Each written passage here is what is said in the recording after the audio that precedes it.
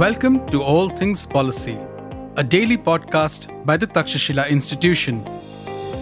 We are a bunch of policy nerds based in Bengaluru, and we like bringing fresh perspectives to Indian affairs and Indian perspectives to global affairs. So grab a cup of coffee, sit back, and join us for today's chat. Hi, everyone. Welcome to this new episode of All Things Policy.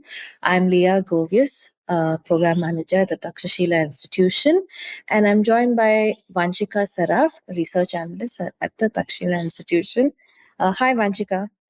Hi, Leah. Yeah. So today we will be looking at a political moment that has drawn attention well beyond Japan's borders, the election of PM Sane Takaichi, and why her victory has been described as historic, and what this will mean for Japan's domestic governance, its political culture, and its role in the rapidly changing global order. So let's begin by talking about Japan's political system and examine her campaign, including the growing role of social media and reshaping leadership. Um, so, what kind of power does this win actually give her? And what should observers watch to understand whether this moment leads to real change, or would it be absorbed by Japan's political system? And before we get to that, let's discuss the fundamentals before we get into her leadership. So we'll ask the basic question: how is Japan governed? So Japan is a constitutional monarchy with a parliamentary system. You have the emperor as a symbolic head of state, but executive authority lies with the cabinet led by the PM. The legislature is run by the National Diet. It's a bicameral system with a House of Representatives and a House of Councillors. So, how are elections to the lower house, which is the House of Representatives, conducted? It's done through a mixed electoral system with single member districts plus proportional representation. The system favors large, well organized parties, which helps us explain the long dominance of the Liberal Democratic Party.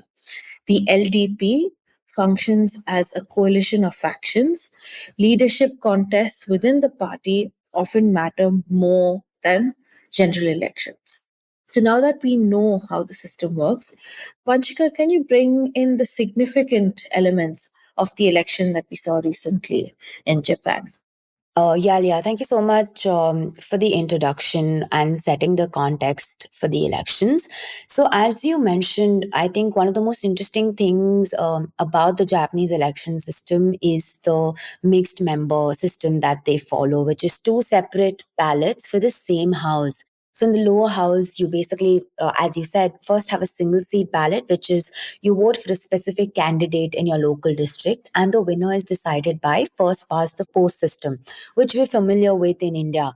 But there are also about 176 seats that actually are voted through the proportional representation ballot. So here, you don't actually vote for the candidate, you vote for the party. And seats are distributed to parties based on the share of the total vote.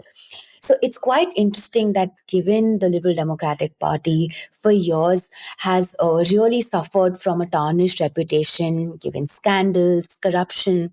Despite that, Takaichi was able to do really well. And her party, the LDP, alone won about 316 seats out of 465 in the lower house. And it's actually a gain of 118 seats from the party's pre-election position. So this is really the largest seats won in total by a single party in Japan's post-war history. It surpassed all previous records of LDP that was last held in 1986. So interestingly, LDP now has enough seats to just govern alone.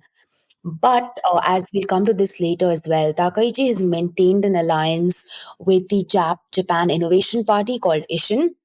And together now as a ruling bloc, they hold about 352 seats. So this really gives a very wide legislative room. And this is why this election was so interesting. Yeah.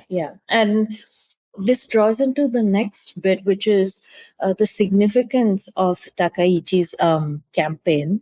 So, I mean, had a clear ideological positioning. There was less reliance on factional ambiguity. There was a direct appeal beyond party elites.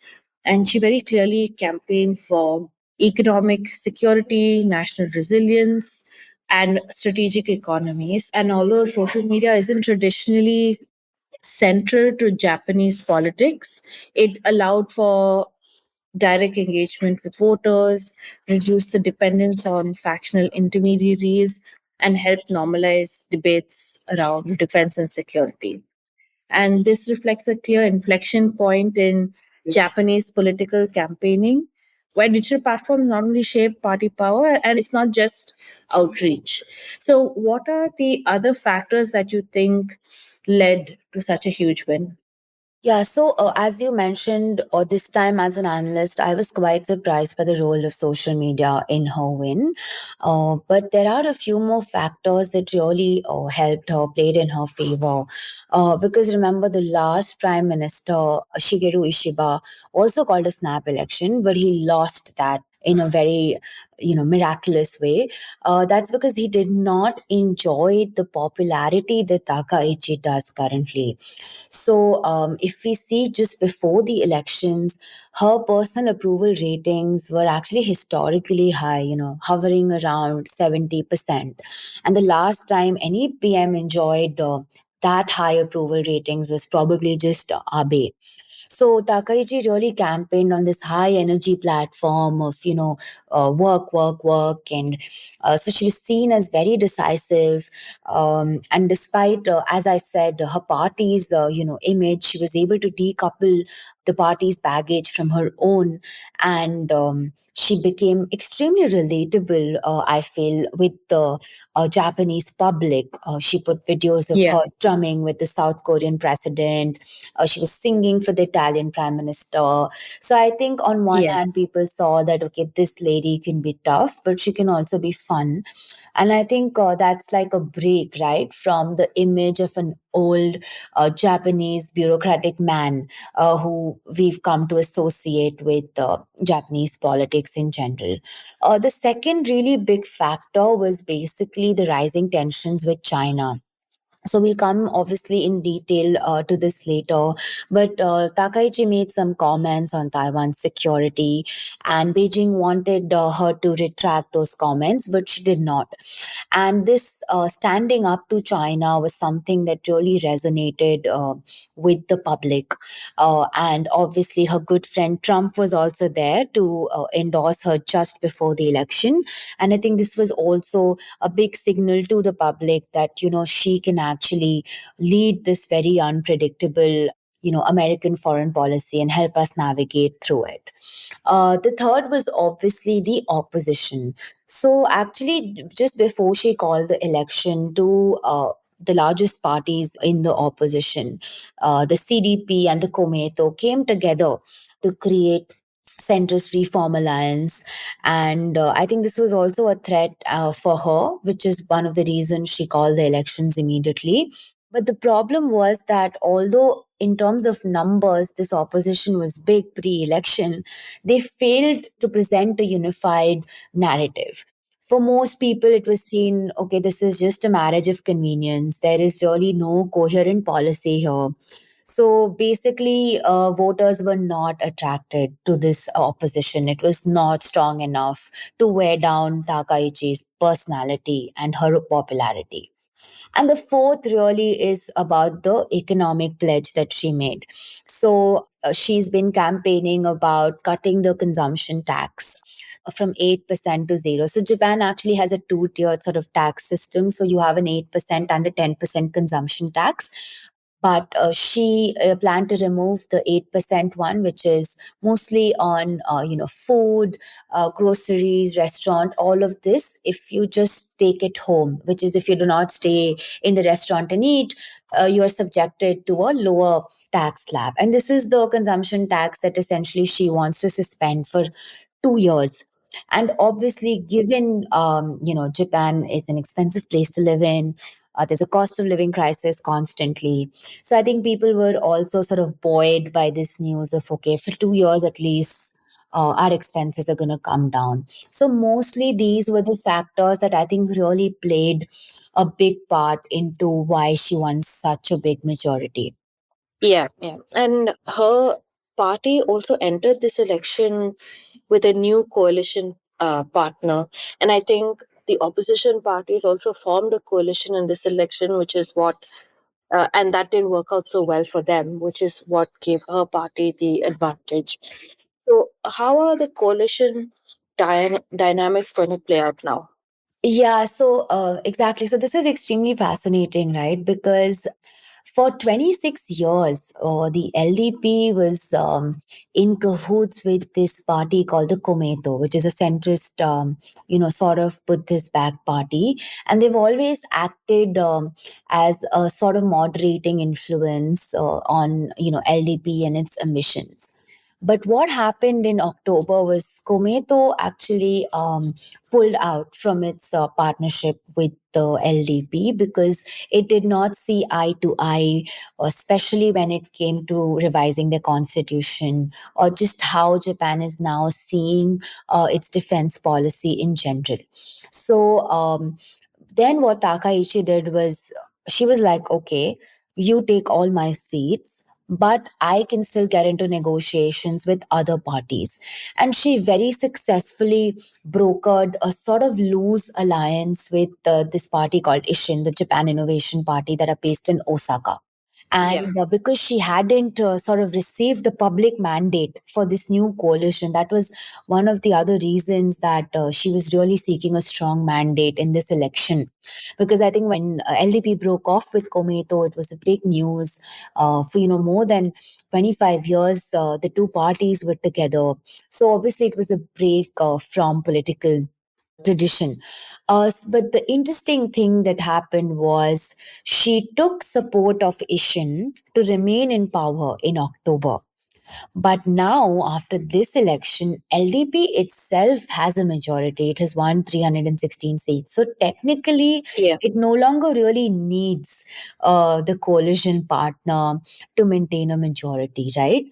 But to keep the partnership stable, what Takaichi has done is she's now offered Ishin a post in the cabinet.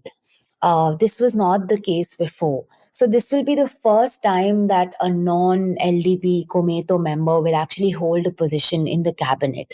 And I think this will really bring some confidence to the coalition itself and move it from a loose coalition to a more integrated partnership. But despite this, there are still a lot of points of friction between both the partners, which is Ishin and LDP. And I'll quickly go over why. So, the thing about the Yeah. Japan Innovation Party is that one of the things their demands is to reduce the number of Diet members by 10%. But the problem is that because now a lot of LDP veterans have, got seats, so they're newly emboldened by their win, and obviously they would not want to lose their seats. So in this case, we don't know how well Ishin's demands are going to play out, especially now that Takaichi doesn't really need them, so their leverage is a lot lower. And the second thing that they really are demanding is, again, when they want a smaller government. So not just in terms of reducing the number of Diet members, but also reducing all sorts of bureaucracy in general, state spending. But this is, contrary to what Takaichi actually has come to power on, right? She wants more investment in military, in industry. So there's this debate between sort of a high spending budget versus a low spending budget. And the third is the city that I said the party belongs to, which is Osaka. So Ishin actually wants more regional autonomy for Osaka. It wants it to be the second capital, and so there are these certain friction points between both. But if we see in terms of Takaichi's vision, she still needs them. And there are two reasons why she needs them. One is that because LDP does not enjoy a majority in the upper house, having the support of Ishan in the lower house, giving them, a super majority will be very important to actually supersede the upper house when it comes to certain laws. And the second is to amend the constitution, which is one of the things Takaichi wants to do. You need two-thirds of both the houses. So basically, Takaichi has obviously very smartly realized that those extra 30-35 seats that Ishan is bringing is vital for her to, break through any legislative deadlock. So this is the reason why I think the coalition will endure, and that's already clear with her offering a cabinet position to one of the members. Yeah, thanks for that, Panchika. And she also proposed a big tax cut during her campaign. And I believe Japan's also seeing an inflation after many years in their economy. So, given Japan's debt levels and the aging population, do you think this is a sustainable move? Yeah, so this has been quite the gamble actually, because if this is now very common, but Japan's, as people know, Japan's debt to GDP ratio is actually very high. So about 250% of GDP is Japan's debt. But the thing is, Takaichi believes that this cannot be just solved through austerity, which in her mind is killing growth.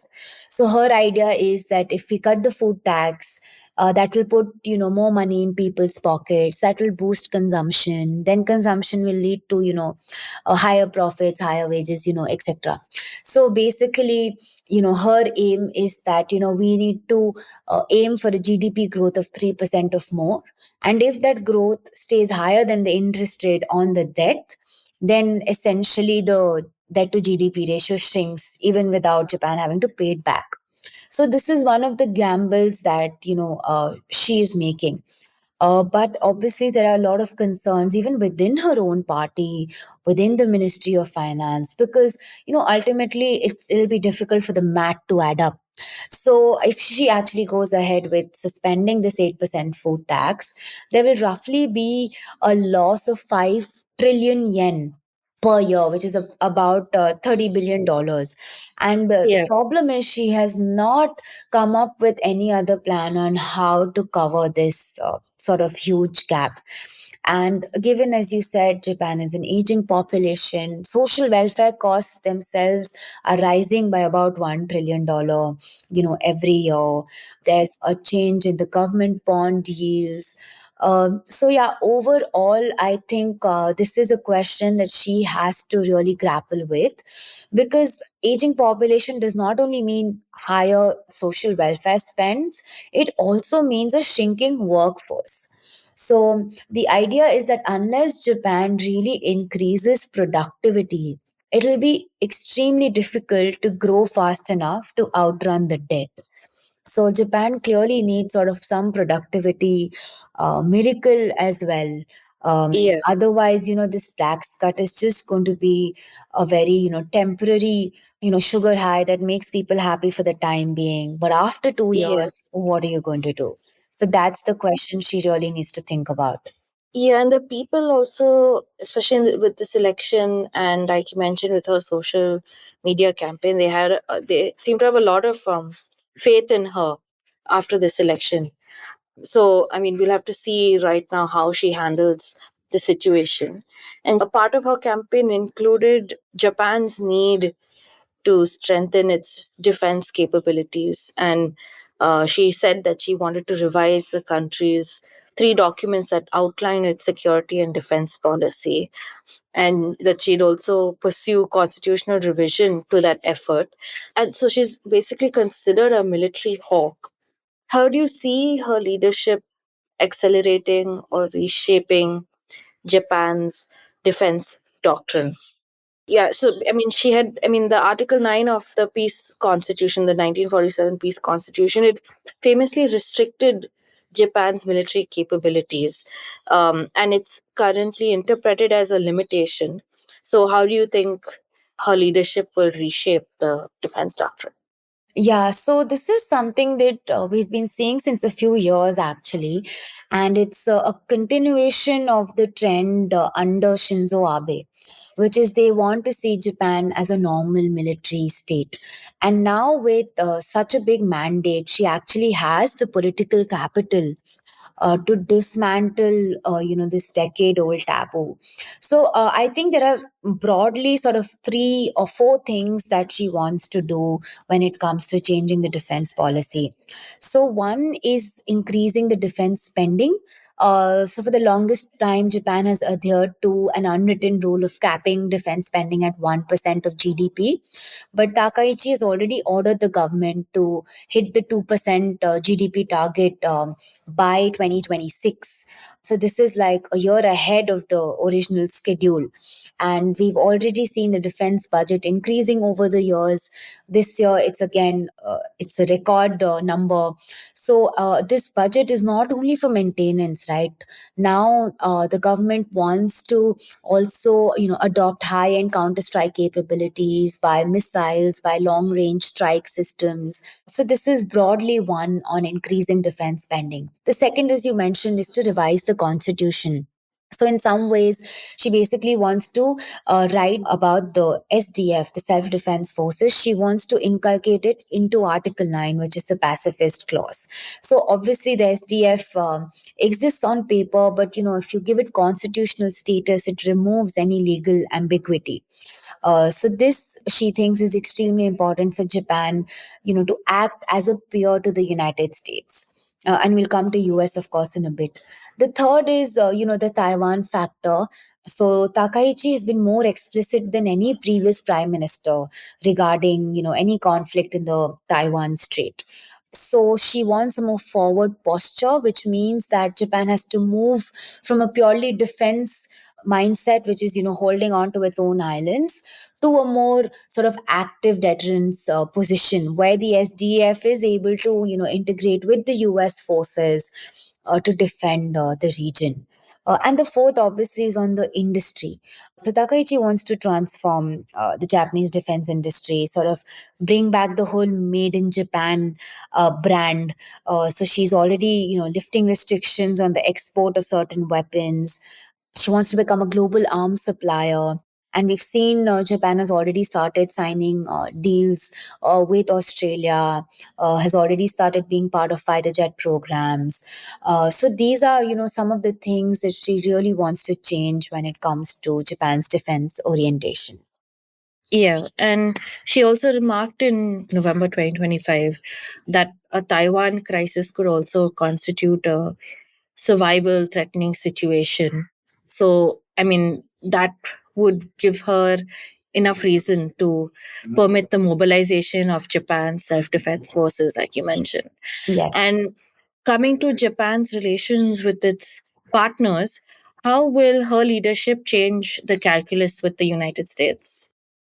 Yeah, so with the US, it's interesting because Takaichi has a personal rapport with Trump at this point. Both leaders sort of respect each other, both share this very nationalism first worldview. And Trump wants US allies, to increase their burden sharing. This is exactly what Takaichi is interested to do. She wants Japan to be more reliable, a stronger partner than just a dependent one. So I think in that way, more or less, they align in terms of security. Also on the economy, Japan is now moving forward with a big commitment to invest in the US, in US infrastructure, industry. So in this way, she's also sort of buying goodwill and trying to ensure more favorable trade terms with the US. As we've seen, US is, trying to sign trade deals with a lot of countries. With Japan, it was able to, especially with this, commitment to invest in the US. And again, if we come to the details of the defense, They are moving towards a more integrated intelligence command. So right now, the SDF is already aligning with the new Joint Operation Command with the US forces. This trying to reduce the lag in response time in case of any crisis, along with more integration of Japanese technology, whether it's in semiconductors, whether it's in AI. So I think on both defense and economy, we're going to see a continuing trend of greater US Japan coordination. Yeah, and I mean, like I mentioned, the Taiwan crisis, since it would constitute a survival threatening situation, they're both Takaichi and Trump are aligned with Japan's need to strengthen its defense capabilities, and she's already taken a firm stance towards China. So, what do you think her attitude will be going forward with respect to China? Yeah, so this has again been something that's really piqued a lot of geopolitical fanatics across.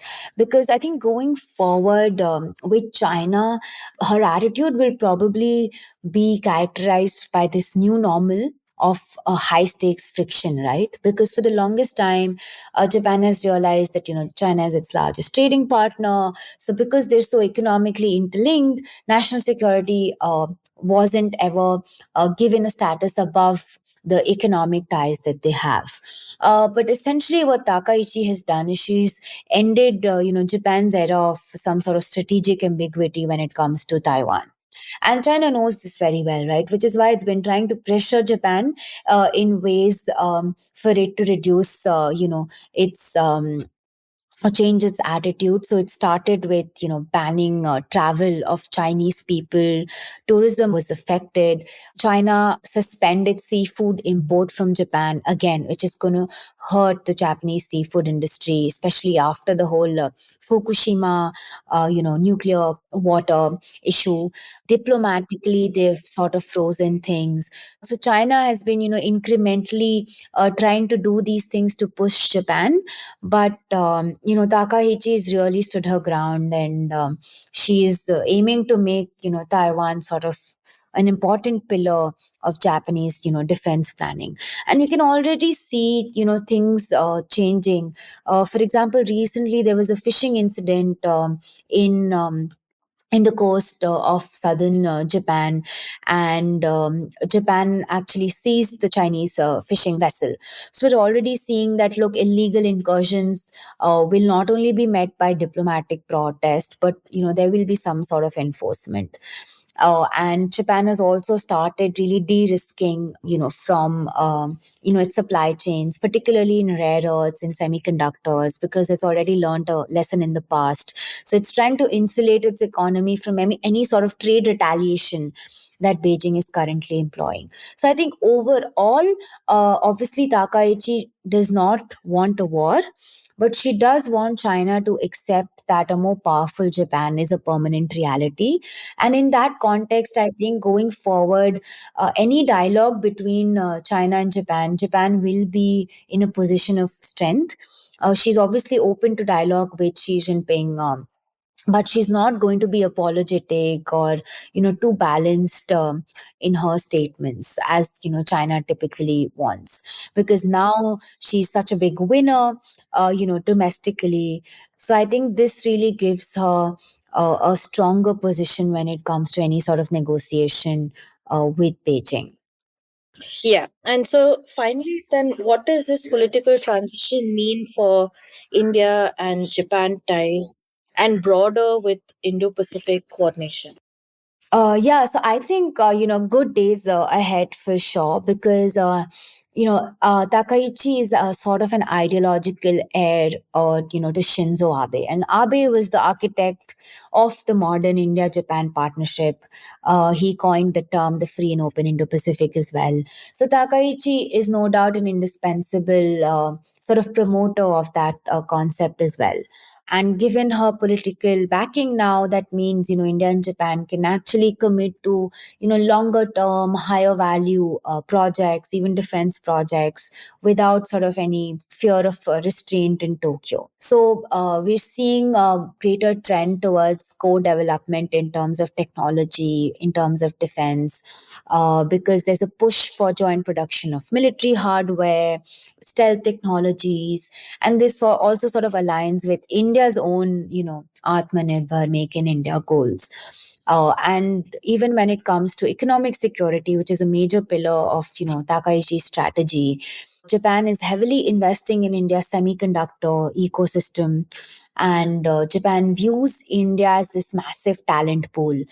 So given, Japan's manufacturing power, India's talent pool, I think both countries are really looking forward to cement more alternatives to, very Chinese centric supply chains.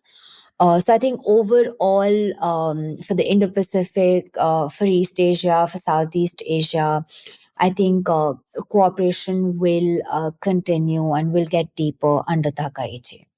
Thank you for that, Vanshika. So I think a big takeaway here is that the Prime Minister Takaichi has achieved something really historic by betting on a snap election. She turned her personal popularity into a massive two-thirds supermajority for her party, the LDP, which effectively neutralized the opposition and led to her gaining the power to override the upper house.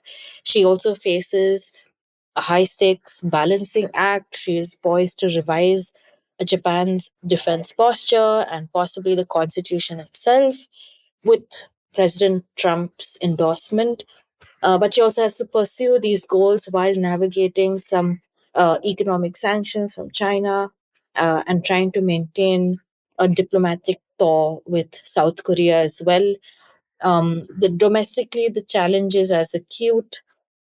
Despite a landslide victory, Japanese households are struggling with inflation and rising rice prices. So she will have to kind of reconcile her desire for tax cuts and spending with the financial realities of a tightening bond market. So ultimately, this victory, it doesn't solve Japan's problems so much so as it gives Takaichi the license to manage them. And she's asked the voters for the authority to secure the country against these threats, and they gave it to her. So, with that, thank you so much, Vanshika, for joining us today and for this really enlightening episode on the Japanese elections and the new PM Takaichi. Thank you so much, everyone, for joining in, and we'll catch you on the next episode. Thank you, Leah. If you liked our show, dive into Takshashila's research on technology, strategy, and economic affairs. Check us out at our Twitter handle @TakshashilaINST or our website takshashila.org.in.